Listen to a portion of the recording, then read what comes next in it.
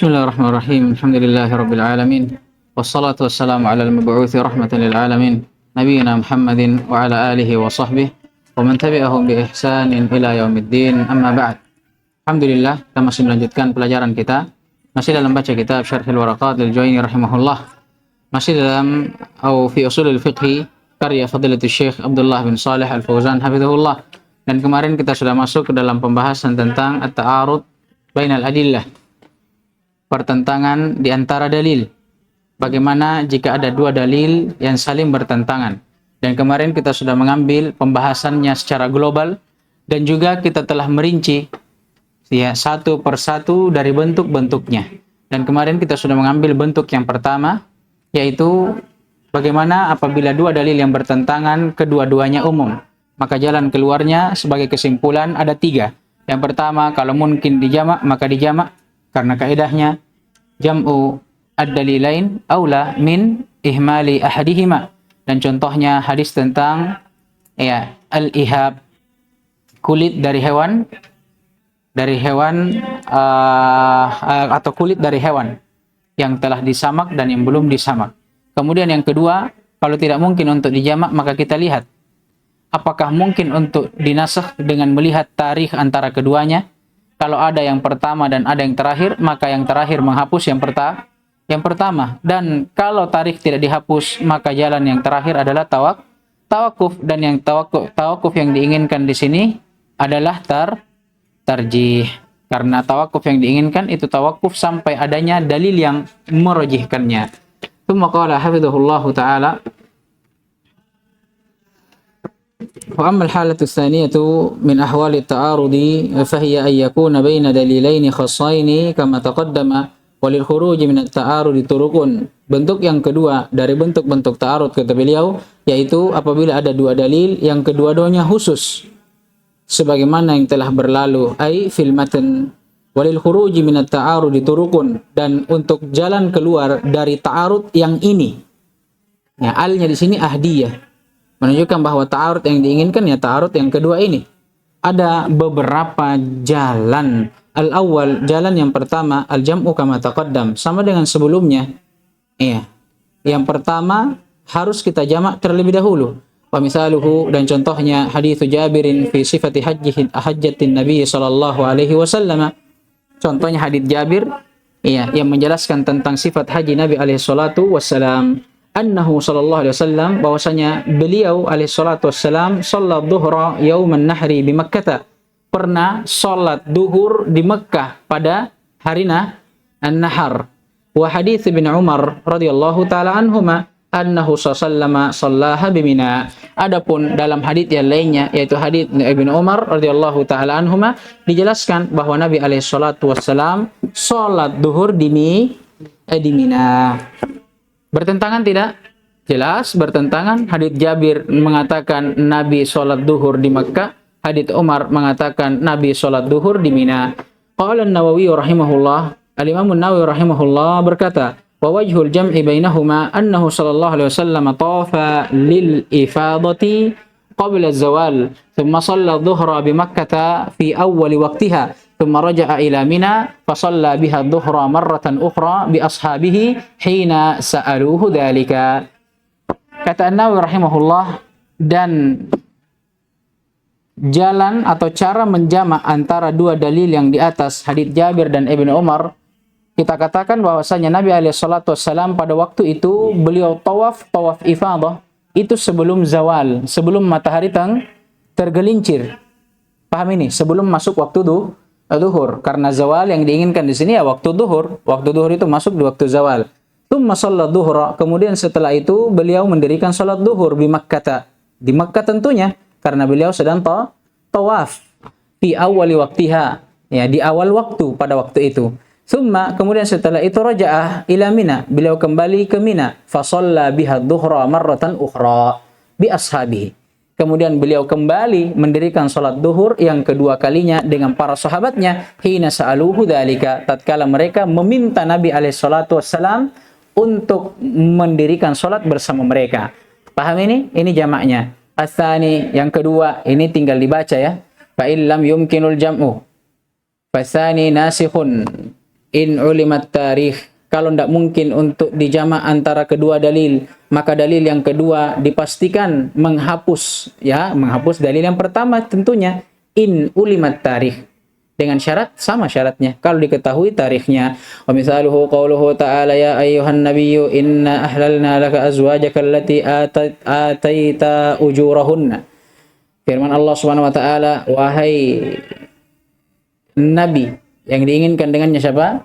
Nabi kita Muhammad alaihi salatu wassalam, sungguh kami, kata Allah, telah menghalalkan untukmu istri-istrimu yang telah engkau berikan mahar-mahar mereka. Wa qauluhu ta'ala, dan juga firman Allah Subhanahu wa ta'ala, la yahillu lakan nisa'u min ba'du wala an tabaddala bihinna min azwajin walau a'jabaka husnuhun, dan tidak halal bagimu wanita-wanita setelahnya, dan tidak pula untuk engkau mengganti mereka, menceraikannya dan menikah dengan azwaj, istri yang baru, walau a'jabaka husnuhun, walaupun kecantikan mereka itu membuatmu takjub, kata Allah Subhanahu wa taala.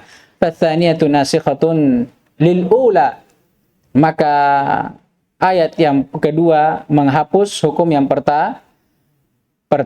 Faharramallahu ta'ala ala nabiyhi sallallahu alaihi wasallam ayatazawwaja ala nisaihi, maka Allah Subhanahu wa taala melarang dan mengharamkan atas nabinya untuk menikah lagi setelah, atau apa istilahnya, setelah dari istri-istrinya. Maksudnya selain daripada istri-istri Nabi yang Allah halalkan di ayat sebelumnya. Paham ini? Setelah ayat yang kedua ini turun, tidak halal lagi bagi Nabi untuk menambahnya. Cukup di batasan itu saja. Berapa batasan istri Nabi terakhir? 11 atau 9? Hah? Aja begini. Bukan jawaban itu. Hah? 9. Yang bilang 11, di mana diambil 2? Wah, keras. Khilaf. Nah, ada khilaf di antara pada keduanya. Yang jelas, istri Nabi yang Allah halalkan bagi Nabi, yaitu pada saat ayat ini turun yang pertama. Tapi begitu ayat yang kedua turun, Nabi diharamkan lagi untuk menikah lebih daripada itu. Tidak pula menceraikan istrinya dan menggantikannya dengan wanita yang lain. Paham ini? Jadi bukan berarti maksudnya ya, Nabi kalau begitu 4 saja istrinya yang dihalalkan. Yang lebihnya haram. Apa dalilnya? Ini ada dalil yang menghapusnya. La, maksudnya setelah itu. Paham ini? Makanya kata beliau, haramallahu ala nabihi sallallahu ayyatazawwaja ala nisaihi. Allah telah melarang Nabi SAW untuk menikah lagi, melebihi daripada istri-istrinya yang sebelumnya. Maksudnya sebelum ayat ini turun. Baik.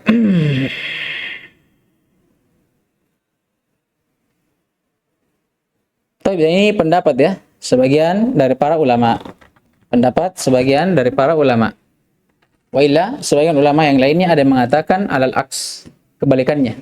Ayat yang pertama menghapus ayat yang kedua. Baik. Kemudian at-tariqus tsalis, jalan yang ketiga dari bentuk yang kedua. Idza lam yumkinu au idza lam yumkinin nasxu fatarjih. Sama dengan yang pertama.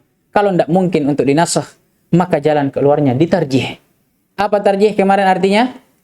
Taqwiyatu ahadu cari. Taqwiyatu ahadu tarafainil muta'aridain bidalil. Nah ini. Jadi kalau tidak mungkin kita untuk menasakh, kita tidak tahu tarikhnya, yang mana pertama, yang mana terakhir, sudah tarjih. Kita kuatkan salah satu dari 2 dalil yang saling bertentangan, tapi ingat dengan adanya dalil dan qarinah.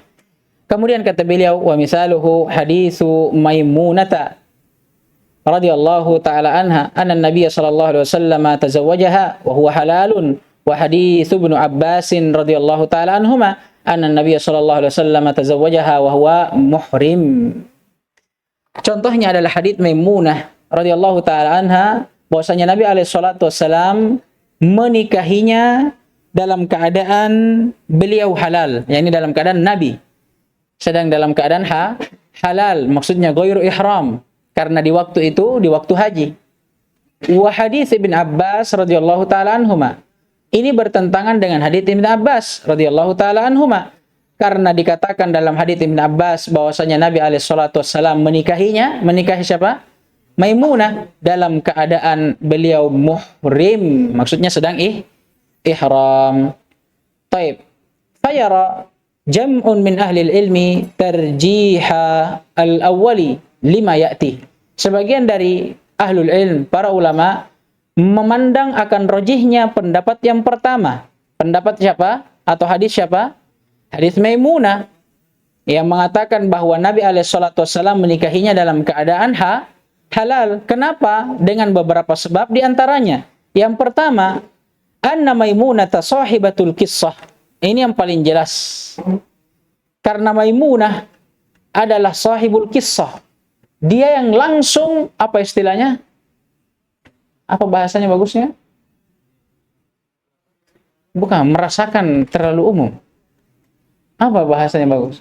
Mengalami. Aduh, ini nih kalau udah pernah belajar bahasa Indonesia.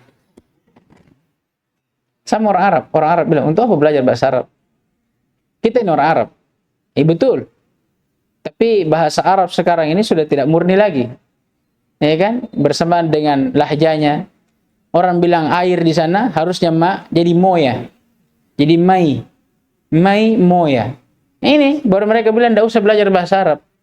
Orang bilang min aina kunta atau aina kunta. Mereka bilang wengkung. Allah.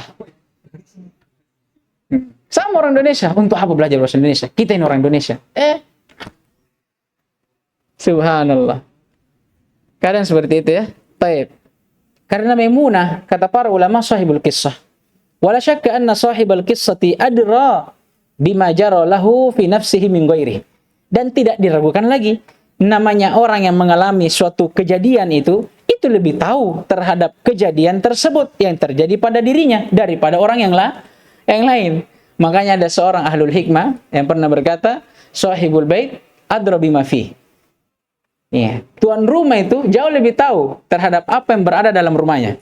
Antum kalau undang tamu, tidak mungkin tamunya antum yang lebih tahu isi rumahnya antum daripada antum. Kecuali kalau tamu pengintip. Kan? Tidak mungkin itu. Pasti antum sebagai tuan rumah lebih tahu isi rumahnya antum. Sama ini. Sahibul qissah, dia yang mengalami, yang mana yang lebih tahu? Dia atau orang yang menceritakan kisahnya? Dia pasti.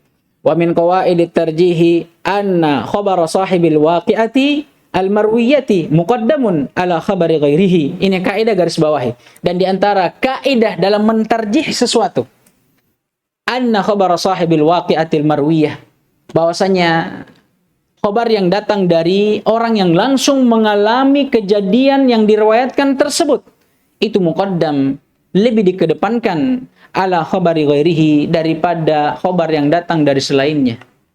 Paham ini? Ramadan. Robek bannya. Terlambat misalkan. Dia bilang, kemarin saya terlambat karena robek ban. Dia bilang, Fahri, ndak Ustaz, balle-balle. Singgah di rumah makam Padang itu. Yang mana kira-kira yang saya percaya, yang kita percaya? Sahibul kisah, Ramadan. Karena dia menjalani kisah. Apalagi Fahrin dari tahu mungkin ada unsur yang lain, tapi tidak, itu saya main Ramadan. Dia tidak bilang begitu kemarin. Baik.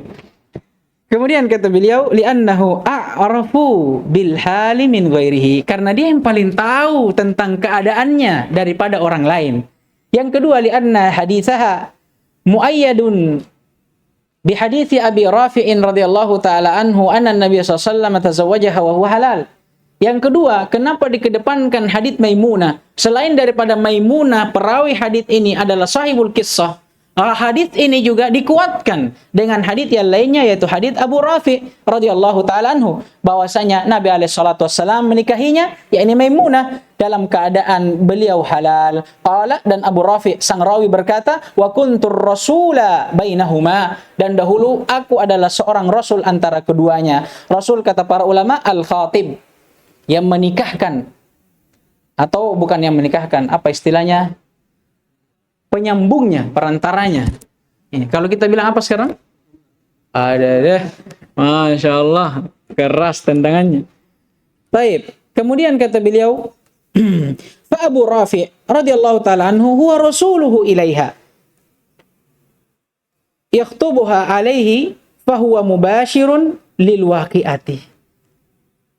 Abu Rafi' di sini dialah yang diutus oleh Nabi alaihissalatu wassalam untuk pergi ke mana? Maimunah, yang mengkhitbahnya atau yang menkhitbah Nabi sebagai wakilnya kepada Maimunah. Maka dalam keadaan seperti ini, fahuwa ay Abu Rafi' mubashirun lil waqi'ah. Walaupun bukan dia sahibul kisah, tapi dia mubashir, orang yang langsung menyaksikan kisah itu. Paham ini? Wa Ibnu Abbas laisa kadzalik. Bersamaan dengan Ibnu Abbas tidak seperti itu. Maksudnya Ibnu Abbas tidak menyaksikannya. As-salis yang ketiga, anna Maimunata wa Aba Rafi'in kana bil apa ini? Bil ghain.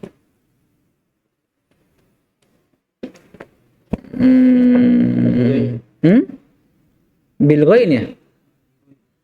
Hah? Balighain. Baik. Wa anna Maimunata wa Aba Rafi'in kana balighaini waqta tahammul al-hadith al-madhkur wa Ibnu Abbas laysa bibalighin waqta tahammul. Ini pembahasan hadithiyah. Pembahasan tentang ilmu mustalah. Bagaimana hukum riwayat hadith yang diriwayatkan oleh seseorang. Ada beberapa persyaratan, di antaranya seseorang yang meriwayatkan hadith harus balik dan akil. Tapi itu dibagi dua lagi.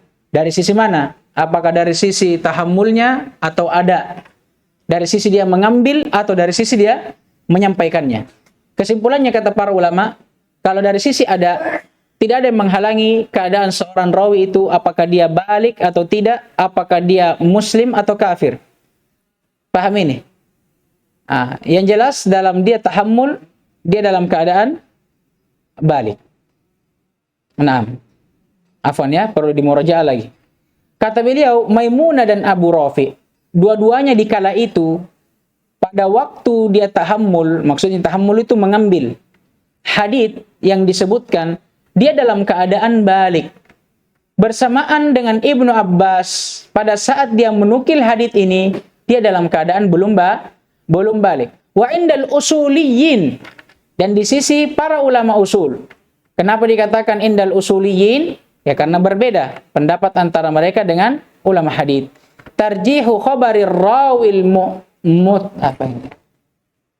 mutahammil ba'dal bulughi alal mutahammil qablahu li'annahu al-balighu aw li'anna al-baligha adbatu min as-sabiyyi lamma tahammala. Dan di sisi orang atau ulama usul, mereka lebih menguatkan khabar yang datang dari rawi yang mutahammil ba'dal bulugh, yang mengambil hadits setelah masa baliknya, daripada rawi yang mengambil hadits sebelum balik. Kenapa? Alasannya lamut ta'lil, li'annal baligha, karena seorang yang telah balik itu adbat, lebih mendabat, imma dari hafalannya atau imma dari dhabtul kitabahnya, itu lebih mendabat daripada anak kecil tatkala mentahammul, maksudnya mengambil hadits. Naktafi bihadzal qadar, subhanakallah wa bihamdik, asyhadu an la ilaha illa anta, astaghfiruka wa atubu ilaik.